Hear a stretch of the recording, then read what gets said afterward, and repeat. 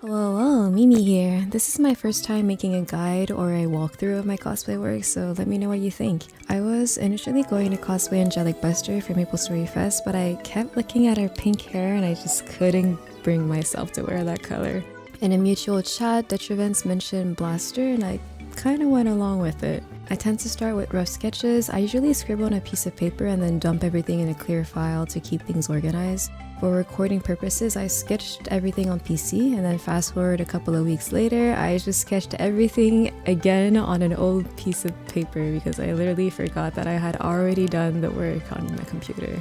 Actual potato brain. I like making lists of what I need to buy or make or what I might already have on hand. I'll sometimes add notes on how I could potentially attach everything together, but I usually just figure things out after I've finished making everything. I definitely add more onto the list as I'm working on the actual cosplay, but knowing ahead of time which fabric or which material I need is crucial to get started, especially if I need to order some stuff online. I honestly thought I would already have on hand some fabric that could work for Blaster, but turns out nothing really had what I was looking for.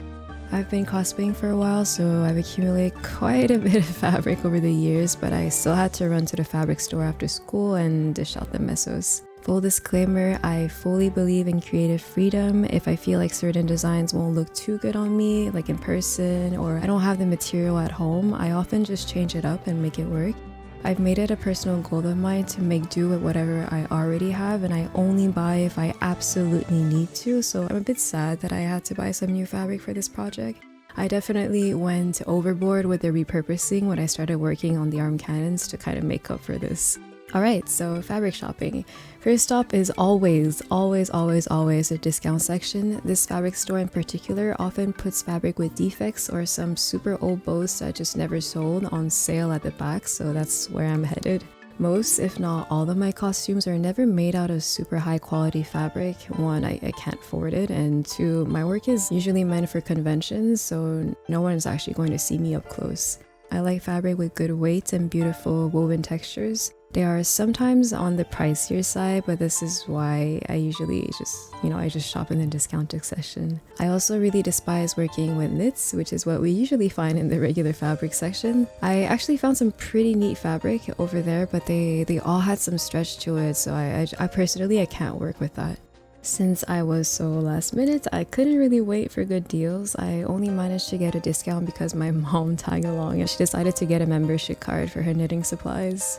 After spending hours at the shop, I ended up finding this corduroy and this kind of upholstery suede that honestly was a tiny bit too heavy for what I wanted to use it for. I just had to make it work. There was literally nothing else at the store and I was like, I'm running out of time.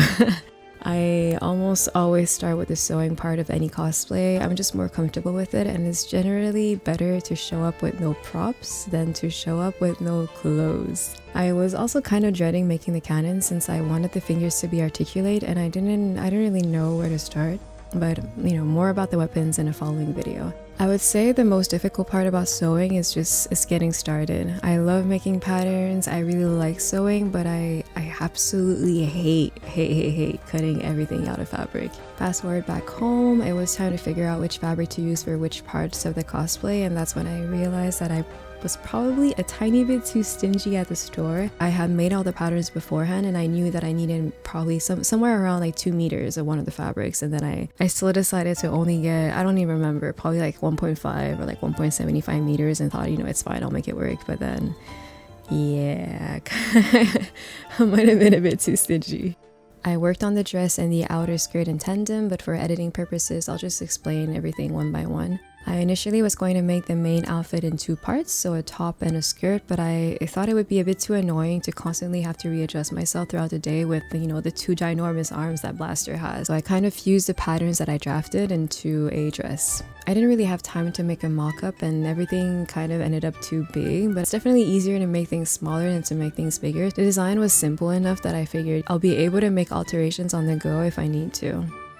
I hemmed a dress a while back, like years ago, and since I'm a hoarder, I just kept the scraps, and then here I am actually finally using those scraps to make the white panel. I actually never bought fabric for any of the white parts of the costume because I have so much leftover scraps from previous projects that I'll make it work. This fabric though was such a pain to work with. It was slippery, it was kind of like crepe, and it had a similar texture to it, and it made it really difficult to make the small pin tucks that Blaster has at the front. I ended up giving up on ironing them, and I just hand basted everything and top stitched everything afterwards. I had to line the white panel because it was so see-through. I used, again, scraps from like another old hemming job for the lining. That fabric tore so easily, but since it had some stretch to it, for a lining I think it's a bit more comfortable to have a bit of give so that it's not just stuck to your skin. I didn't line any of the parts of the dress because, well, one, I had no time, and the other fabrics were sturdy enough that it was fine to just not have any lining. I installed an invisible zipper at the back. I'm actually super ghetto and I always use leftover interfacing scraps whenever I need to reinforce an area without being too picky about the shape. But this is my first fitting. As you can tell, everything turned out too big, so I ended up cinching in the waist, but I didn't really touch the hip measurement because I didn't want to change the skirt patterns that I had originally made. I pretty much just serged all the seams and top stitched with decorative jeans thread whenever I thought it would look nice. I honestly did a pretty lousy job, so don't look too closely, but and no one's going to see it. I also inserted a gold trim in some seams at the same time as I was stitching all the seams together. Ideally, you would actually baste the gold trim, at least onto one side, so that it has an even width along your seams, but I didn't really care too much. Alright, onto the dress. Well, no, onto the skirt part of the dress. I despise ironing pleats. I pressed most of them at school using a semi-industrial iron, but even then the pleats didn't really hold too well. Like I mentioned earlier, the upholstery suede that I found was a bit too heavyweight for what I wanted to use it for. I actually bought some gold trims years ago for another cosplay. I never got to make the cosplay, and I have been using the gold trims for every other cosplay that I've been making over the years, so I will probably need to purchase those again. So I ended up using them for the bottom gold line that she has on her skirt. I actually hemmed the skirt where I would be putting the trim so that I could easily hide the stitching line. It does take more fabric if you want to do it that way, especially since her gold trim was so high up on her skirt. I honestly wanted to hand sew the hem down so that I didn't really have to have that much extra fabric at the hem, but I really don't have that much time to work on this cosplay and I just had to take some shortcuts. I actually used the same white hem leftover fabric for the ruffles, the fabric that I used for the outer white panel. I know Blaster doesn't have ruffles, but it just the top just looks so empty without anything, so I decided to add some. Again, like I mentioned earlier, if I feel like some designs won't necessarily look too good on me or they just look a bit too plain to my liking, I often just change it up. Blaster has a very simple collar on her dress, and I waited until almost the very end, like probably like a week or 2 weeks before leaving to properly finish it because I was going to just finish everything by hand whenever I had time to actually sit down and sew it. I was initially going to add a hook and an eye at the back of the collar since the zipper doesn't go all the way up, but the hooks and eyes usually they tend to get stuck in my wig, so I just figured it's fine, like my wig's going to hide the fact that the collar isn't completely closed. Alright, so it was finally time to get started on the outer skirt. I went with a asymmetrical circle skirt kind of look. I wanted this cascading effect so the back is longer than the front. I like to make details out of this vinyl. I think it's vinyl, I have no idea what it is. I just randomly found it at a fabric store at some point and I thought it was very convenient to have on hand whenever you want to add some gold details, which animes and games are very fond of adding on all of their characters. I ended up cutting out a bunch of gold strips and then I used a decorative, I think it's called an overcast stitch, to stitch it all down all around the cosplay to pull everything together. This actually took forever on the outer skirt because my machine would act up whenever I would try to sew a bit too quickly. I also drafted the gears that she has on her skirt out of the same gold vinyl. I think ideally you would use some sort of, over here we call it a heat and bond. It's kind of like a double-sided interfacing. You iron the heat and bond onto the gold vinyl and then afterwards you iron the whole thing onto your project so that nothing moves while you're stitching it down. I didn't do that, so some of them kind of ended up a bit wonky, but none of my work is super accurate or super precise, but it makes my work so much more personal. So the way that I went about drafting the gears is that I actually just drew circles on the PC and then I smack a piece of paper on my monitor and then I went over those circles to kind of make my gears. Afterwards, I aligned the whole thing so you wouldn't see all the top stitching thread on the underside. I don't know where I found that lining. I have these cords that I bought years ago from the dollar store. I hand sewed them onto the edge of the gold vinyl to add some texture. That also took forever. I had already lined the skirt at the time because I was too scared that having the cord already sewed onto the edges, it would be in the way whenever I would try to attach the lining to everything. So I did everything backwards. It was a huge pain, but it's okay, we made it work. Alright, so now to something that Blaster doesn't actually have. If you look at her design, her skirt kind of, like this, the belt kind of holds itself by magically holds itself up in the air. To make it work in real life, I added a collar-like band to the outer skirt so I could use the belt to hold the skirt up. It made it so that the belt was mostly hidden, but it was like the only thing I could really think of at the time, and I think it turned out really cute. I drafted a regular, simple collar, but with my hip measurements instead. Alright, it was finally time to make the belt. It is completely made out of scraps. Fake leather that I bought years ago. Scraps that I had left over from making the dress. I sewed the scraps together kind of like how you would usually do for bias tape, and then I used those to decorate the edges of the belt. It's not 100% accurate whatsoever. I just had very limited scraps to work with. I hoard a lot of random things, and I believe the belt loop is from an old belt or maybe a bag that I gave away, like we donated. I'm not sure. I just have all these random things in a box at home, and I always dig through it whenever I work on my cosplays. The headpiece is from the same leftover hems from the white panel on the dress. I went a tiny bit overboard. It is pretty big, but I thought it would look cute, but then yeah, I probably have to size it down if I want to wear the cosplay again. I ordered these gears online to add as details like pretty much everywhere on the cosplay to kind of, again, just pull everything together. I didn't really get to use the gears until the very end, since it's very easy to get lost in detail work and then you just never end up finishing anything. For the center front jewel, I think I started working on it probably like 2 days before I had to leave. I was at school during lunch breaks and I was trying to make it work.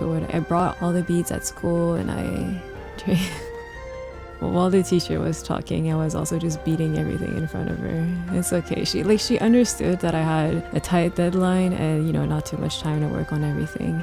Most of the center front jewel was done at school and then at the airport while I was waiting for my flight. As an international flight, you need to get there at least 3 hours before your departure. I had lots of time to work on anything that had to do with hand sewing and detail work. I actually sewed all the beads on a piece of felt, and then on the plane I sewed a felt piece onto the dress. I ended up doing some finishing touches the day before MapleStory Fest and the day of. I actually don't have footage for that because a lot of it was just YOLO sewing whenever I did have time. Whenever we were in the morning, I would wake up and then just work on my cosplay a bit more, or right before going to bed I would work on my cosplay, and then I didn't want to pull out the camera just to record footage. I was already running pretty low on time and pretty low on sleep as well.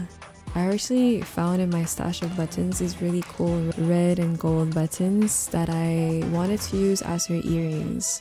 I don't have my ears pierced, so I always use these clip-on attachments whenever characters have earrings, and I only used one of the buttons the day of since you couldn't really see my other ear, so I figured what's the point of having 2 earrings? They do end up hurting a bit after you've worn them for a couple of hours. Your ear starts getting a bit sore. I think that pretty much sums it up for the sewing part. Oh wait, I didn't mention the socks and the shoes. I didn't really do anything with them. I kind of just, I ran out of time for the shoes, so I figured I would just add some random gears from my little bag of gears that I bought. And it turned out okay. You couldn't really see them because of the color of the gears and the color of the shoes. The shoes are not completely color accurate, but I didn't really have anything that was that dark brown. I was thinking about using some other shoes that are black. the heel is starting to come undone. Okay, yeah, so now I think I'm pretty much done with the sewing part of my blaster cosplay. After test wearing it for the first time at MapleStory Fest, I think I would probably change up a couple of things. I would definitely add pockets onto the skirt part of the dress. It was a bit difficult throughout the day to carry my stuff around. I had to kind of stuff them into my arm cannons, the big bracer part of it, because I literally had no storage space and I didn't want to keep asking people to just carry my stuff around. I felt really bad. I never made holes for the belt. I'm surprised everything held up, but yeah, I should probably make actual holes on the belt. In my box of random things that I have for general use for any of my cosplays, I found this black petticoat and I thought it would look really cute for Blaster, but I think I would like a white petticoat instead. I thought that I was also a bit too cheap on the gears for the outer skirt. I really would have liked to add some more to make it sort of like almost like a design. But I ran out of time and I didn't really have that many of that color for the gears. I do feel like the dress, like the skirt part of it, it is a bit plain. I'm not too sure how I'd make it better. It's a pleated skirt with a gold trim on it. It's what she has, but you know, I feel like I can make it better. There's like a couple of things that kind of irked me the day that I wore the whole thing. Because I didn't modify the lining for the white panel, I just took in from the actual outer white panel whenever I had to make it smaller. The seams don't quite align. And since the outer fabric is see-through, you can see that my lining seam is not, it's not at the same spot. Initially I was going to tack them together, but it would kind of defeat the purpose of having a flowy, stretchy lining. So I don't know, that's just me being picky. I could probably go on and on about all the things I would change on my cosplay, but for the most part, I'm pretty happy with how everything turned out, especially given the time I had to make the whole thing. I am going to go over the weapons and the wig in a separate video since this one is already way too long, so catch you all in the next one.